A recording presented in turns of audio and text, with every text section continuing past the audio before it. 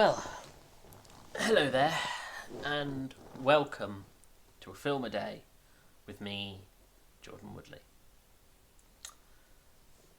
I have spent several weeks considering what I would make my 250th video, and of course it was very important that I make it something cinematically important, a film that isn't just an important film, but definitive in regards to modern cinema, and a film I hadn't seen. That wasn't an imperative, but I like to make some of the big ones, films or the big numbers, films that I feel like, I should have seen and covered, but never have had the opportunity to, although, with also the possibility of covering films, having the opportunity to extensively examine some of these films. And although I did spend some time puzzling it, quite quickly it was obvious what I was going to finally cover. A film that I think I've spent the best part of a decade steeling myself to watch. And that is Steven Spielberg's Schindler's List. It's difficult because, and I've said this innumerable times, but when you're covering a film like Schindler's List that is so definitive in regards to cinema, in regards to storytelling, in respect of representations of history, real figures, and of course an atrocity,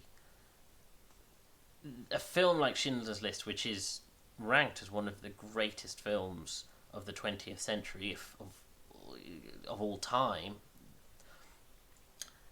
has been turned over and examined and deconstructed and recontextualized, and every different derivation of analysis has been applied to it because of its importance. And admittedly, most, if not all, of the films that I've covered, except for the brand new releases, have had that treatment. But where it comes to something like Schindler's List, I do feel, as I think I have previously had at least on one or two occasions, I do feel the burden of approaching this kind of sensitive subject matter carefully, and there's nothing wrong with making obvious statements, but not misreading or misinterpreting something like this. A few days ago, I think, I was talking about a film that was about 2.5 hours long, and how when it comes to some films, that although most films probably cover between two to 2.5 hours nowadays, it's sort of the modern trend of filmmaking, and that peaks and troughs depending on different decades and tastes. But right now, it's definitely we veer more towards films that could be pushing 2.5 up to 3 hours. The argument I made was that a film has to earn that sense of epic scale, whether it is literally through epic scale, like something like Lord of the Rings, or an intensive character piece, or something that deserves the time and patience to be able to tell a story correctly. Schindler's List is without doubt the definition of a film that needed more than 3 hours to tell this story correctly and give us that sense of a story unfolding and an intense character piece that earns the time and earns the climax, that once you've gone through all of the experience of this film, you feel the weight of it, you feel the importance of it and the historical significance, because this is more than just a feature film. It is a historical artifact. And when you examine, cinema is ultimately, a creator's medium. it is not supposed to be taken as documentary. Even documentary films, as I have said, are not. They are constructs and built around the vision of a creator and the people involved in the creative process. And so, therefore, any historical film should be approached with a sense of wariness, that you are not watching a history book telling you the facts correctly. However, where it comes to emotion and the representation of a feeling or an event or the scale of something, I think, and again, I feel like I'm going through my quote book at the moment, but I've said before, cinema is a medium for empathy. It is a machine for empathy, as Mark Kermode has said. And obviously the Holocaust is a incredibly... it is the darkest chapter in modern history, and it's an event that we are still, despite, nearly, coming up to over 75 years having passed, still feeling the effects of. And so when it comes to the representation of the Holocaust in cinema, it's vitally important that it doesn't just try to paint a picture of, oh, isn't this horrific, but to make you feel the sense of loss and trauma and horror. And Schindler's List does... there are many different representations of World War II and of the Holocaust, and different representations of ways we can approach that kind of story. The Boy in the Striped Pyjamas gives us that child's perspective of how a child slowly unpacks the horrors of the Holocaust without fully ever coming to even understand the underlying meaning of it. Of course, you can any World War II film approaches that sense of, Saving Private Ryan, where it's a sense of loss through the soldiers who fought to liberate people. If you really want to go to a dark place, something like Come and See, where it is just unrelenting misery and the sense of futility within that misery. And so with Schindler's List, yes, it could have been 3 hours and 15 minutes of portraying just how unbearably horrendous this experience was. But the film very cleverly finds a way to make you almost comfortable, almost normalizing the horror of the experience. The film opens at this swanky bar with people enjoying themselves. And of course that's where we get introduced to Oskar Schindler, and you get that sense of, oh, who is this character? Now, because of the zeitgeist and because of sort of the cultural importance of this film, of course, we as an audience, a modern audience, will go in knowing broadly what Schindler's List is and who Oskar Schindler is, even if they don't know the details. Whereas there was an interesting reading I had of the film I imagined that if you were to watch this film with no knowledge, with no experience of it, as you would have at the time in 1994, the first act of the film is questioning whether this is someone who we can, as an audience, trust. You get that sense of, like Isaac, played by Ben Kingsley, where you get that sense of, this guy is clearly a profiteer, a businessman, he's trying to become wealthy, he's a member of the Nazi Party, can we trust him? And the nature of the film is structured so that we spend the first act questioning, can we trust this person? Is his interest self-motivated, or is he trying to be a good person despite the fact that he is part of a purely evil machine? And what makes that interesting, it's difficult because, as I say, going in, we know that. We know how this pans out, or I did going into it. And I wonder about that. I wonder whether as we're watching this and we're seeing Oscar Schindler, sort of demonstrating the fact that he's friendly, and if he's not apathetic, he's at least ambivalent to the sort of Nazi regime and their ideology. And so when he builds the factory and he recruits Isaac, what was his last name? Isaac Stern. Thank you, Isaac Stern, and you get that sense of, okay, you're watching him, of course, saying, well, if I recruit Jewish people to work there, I can pay them in pots and pans. And he's sort of exploiting the system.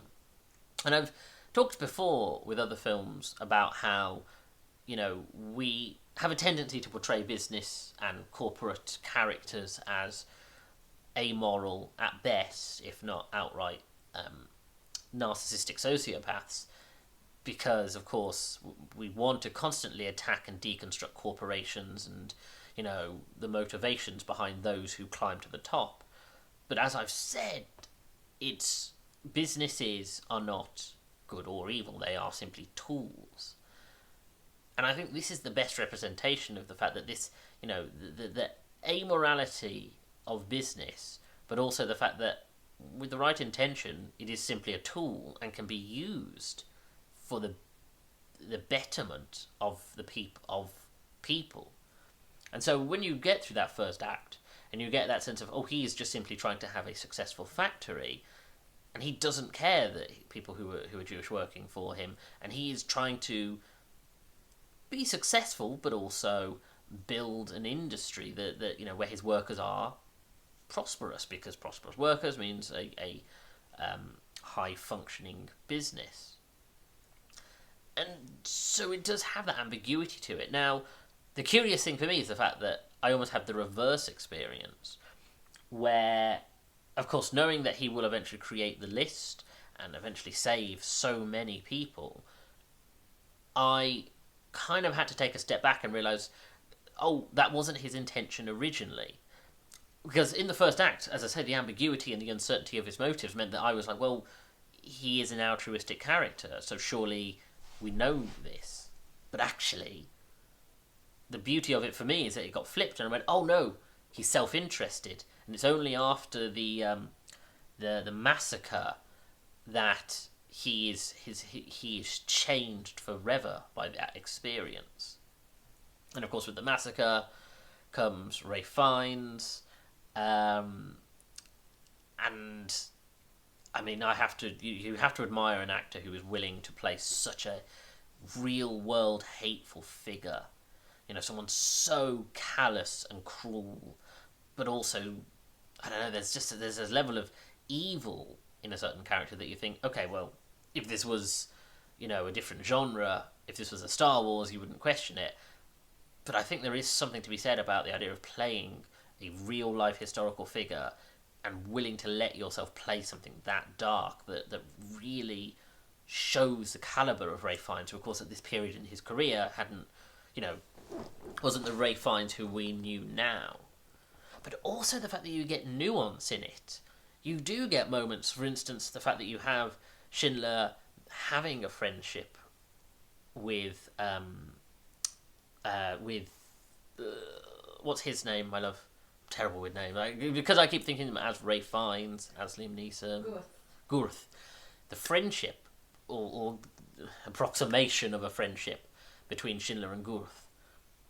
And the fact that there's even that moment where Schindler, imparts advice about power and the way one wields power correctly, that Gurth takes on board, and he goes away and thinks about it, and then you start to see him trying to apply it and trying to spare people and trying to sort of, if someone makes a mistake, tries to just brush it off, because that's the true exercising of power. For him then to just sort of change his mind and go back to being a cold-blooded killer. But as I say, that gives him a sense of, this character is trying to grow and evolve and change, and it's worth observing that, even though he is truly a depiction of real-world evil. And the speech he gives, where he is considering raping Helen, is Helen Hurst, is truly. I mean, it's a great speech, and it's horrifying, and of course she stays exactly frozen because of the trauma and not knowing what to do, and the context of it, and he just delivers this ice, like this blood freezing speech, weighing up whether he wants her sexually or whether her Jewish nature means he should be repulsed by her. And it's such a it is truly an actor's speech. It is the kind of speech that if you were an actor wanting to go in with a very powerful monologue, and felt brave enough to be able to do something that dark and that complex, that is a killer monologue. And so you have that kind of dynamic, and it's the fact that, of course, because of the time and tension that's given to all the characters, you see the mistrust of Ben Kingsley to Liam Neeson, and the fact that you watch their friendship grow over the course of the film. Of course, the shorthand version of it being shown by the drinking together scene, or the first time, and then later on drinking together, and and that kind of slow build really pays off as you see relationships change and develop over the course of time. And so it just, like I say, it really feels like it earns that sense of slow pace, but at the same time, it rattles on. It really does. You don't feel the weight of time. The first hour just slides by, and you just, because there's so much going on, and there's so much to pay attention to, and of course, being Spielberg, there's so many visual styles that you just want to be looking at, and it is phenomenal. I mean, this is genuinely phenomenal, and like I say, I feel like I'm treading well-worn ground by just saying this is unspeakably wonderful film, and I know that's a wonderful film about an atrocity, but the fact that it's so unflinching, I said about reference to the film Come and See, and how Come and See is a film about the endless brutality of war and the misery of child soldiers, and the whole thing about World War II, and sort of what, the horrors, how far the horrors can go, but it's about the unflinching nature of that horror and the fact that it doesn't stop. Whereas this film, as I say, normalizes it to the point where there are certain sequences or passages, sections, where you're not even thinking about the fact that an atrocity has either been committed or is about to be committed. You get that slow descending nature of the film, where initially, you're following a group of characters who don't really even interact with the Jewish community that much, and so they sort of talk about it offhandedly as if it's something else. And then, of course, as the atrocities mount and the landscape changes, it becomes more visceral and more present, and you go from these wide-scale horrors like the massacre to the intimate ones, like the brutalization of Helen and the way that she's beaten and psychologically tortured, and of course the threat of rape is put against her. You see the different variations of how horrifying this whole experience is in, but it's not presented in a way that's unbearable. As I say, it almost normalizes it and makes it just on the precipice of tolerable, so that people will watch it and consider it. And at the heart of it is Liam Neeson, of course. Liam Neeson, who frankly plays this so internally. This is a man, the whole point of the character is that he takes in everything without, being able to express his true feelings for 99% of the film, until you get that big climactic ending where he finally gets to emote. But if you watch him, and there are certain sequences, like the sequence where Armand Hurst is drunk, Armand Ray Fiennes is drunk, and he's saying to him, well, why do you never get drunk? And then it shifts into that conversation about power. And you can see in Liam Neeson's eyes that there's so much going on, and of course he's, you get that sense of calculation, and the character who's constantly trying to weigh up decisions and calculate and not show his hand, and he spends the whole film not showing his hand to a soul, not allowing himself to release his guard once. And like I say, with the big cathartic climax, and it just pays off beautifully at the end, where he just releases everything in this huge emotional outburst. I'm very reluctant to say how I feel about a film after having initially watched it, and unfortunately the nature of this project means that I can't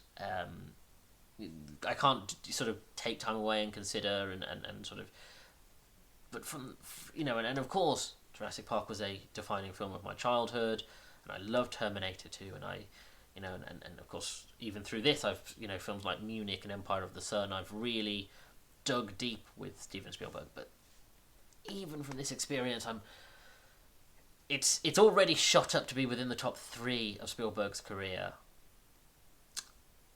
I will take time and not say it's 1, but I'm going to be sitting with it for a long time. And I understand, I understand how Spielberg basically, after doing this experience, never wanted to do comedy Nazis again, or light-hearted Nazis like in Raiders of the Lost Ark, because it really does leave such a visceral impression. And this is the kind of film that people should be shown. This and Boy with the Striped Pajamas are 2 films that should be shown in schools, practically, because I think this is the kind of representation that allows you to feel the experience, and it's not just about knowing, but it's also about understanding. And I think this is the kind of film that allows you that level of engagement. But then, saying that, I'm an older person who's, perhaps someone who's younger might not engage with it if you say, a school age person. But regardless, it's so important, and it's one of the most important films of the 20th century, of all time. There's only an initial 20 years, but of all time, and I'm damn sure it's going to stay the same for probably another 100 years at least. Anyway, thank you for joining me for this 250th video. I'm so pleased to have gotten here, and I'm really pleased to have covered this for that number. If you want to, you can like the video, comment below, and share the video, because this will help with the algorithm. Subscribe to the channel and hit that bell to get notifications of when new videos are uploaded. Check out my back catalogue of 250 videos. And follow me on Twitter at Jordan_Woodley, where I tweet about TV shows and films, and I share these videos once they're uploaded to YouTube, either the day of or the day after. Thank you for joining me. Take care.